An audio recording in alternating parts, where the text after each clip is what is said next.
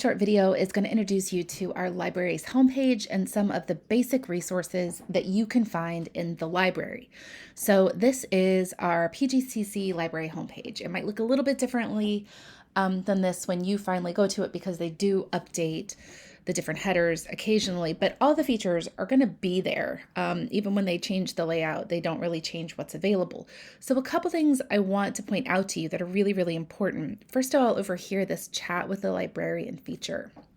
Basically, if our library building is open, Akaki call, you can type in a question and get a fairly immediate response from a librarian. So if you're having issues with your research, you're really having trouble figuring out how to use the library, this can be an excellent, excellent resource for getting you started on that. Other resources that I really want to point out to make sure that you have them are the tutoring center. So if you're in a class, one of these classes here, accounting, biology, chemistry, and the like, you can get tutoring information there. There is also a writing center that's available for students at PGCC, where you can get help with writing, grammar, language, and communication. This can be anything from getting your paper started to having someone look at a draft of it to help you get started. Right now, they're mostly virtual, but they're liable to go back as well. So those are some important resources that I think can really help students who feel a little bit lost with the research and writing process. So let's take a look at this homepage here and see what there is available, because knowing where to go on the homepage is really, really going to help you. There are some research tools available here, but what I want to look at are these sections and these resources over here. So the first thing to pay attention to is the library put right at the very top this general search bar. And I'm going to be really, really clear. Do not use this unless you know what you're doing. So this search bar is a little bit about trying to find, a black dress by Googling black dress. You are going to get millions of results. They're going to be very difficult to filter and very difficult to sort through. This search bar is really useful if you know specific items that you're looking for. For example, if you are looking for a specific article title that you saw online and you want to know if our library has it, you can plug that article title into the search bar and see if we can get the article through our library. But if you're searching for general terms in that search bar, you are going to get super frustrated and likely just kind of give up. What we really want to look at are these resources down here, the database list and the catalog. So you're probably not going to use the catalog that often. The catalog is literally what we have sitting on the shelf in Akaki Hall. Maybe 10, 15 years ago, the catalog would have been the most important part of your research process.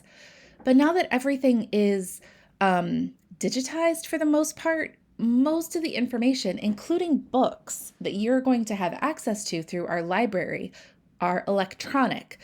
And you're going to find those through the database list. So databases are paid subscriptions that our college library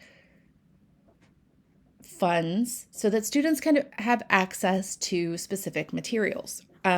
If this search bar up here is like searching Google, and not in a good way, then the A to Z database lists are like if you go to your favorite store online to do some online shopping. So there's two ways to go through the databases. There is the databases by subject. If you know, for instance, that you'd like to see a video, if you're doing an essay for history, the databases by subject are going to be very, very helpful. And then the other way is the A to Z databases. So for our class, for instance, we're going to be starting with the opposing viewpoints in context database. So you can go straight to the O's and then click on the database. Now, all of these databases are available to students.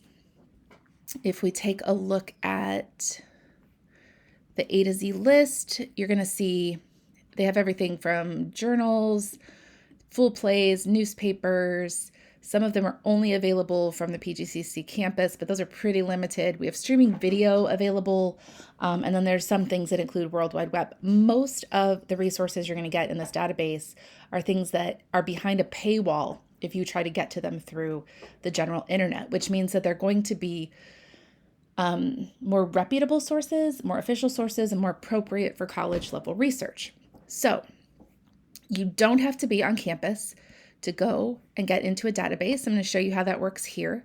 You would click on the database and you'll ask to be signed in. You simply put your OwlMail or your OwlLink password, click login, and then it will take you directly to the resource. Sometimes it takes a moment for it to log in when you're trying to get to it from off campus. So when you go to the library database, you can do that through our class website. The Blackboard site has a link to the library. You can just Google PGCC library. You can go directly to the website because you know the email address. What you're really going to be focusing on for the most part are these database lists or database by subject. So that is a brief introduction to our library's landing page, our library's homepage. If you have any questions, feel free to let me know.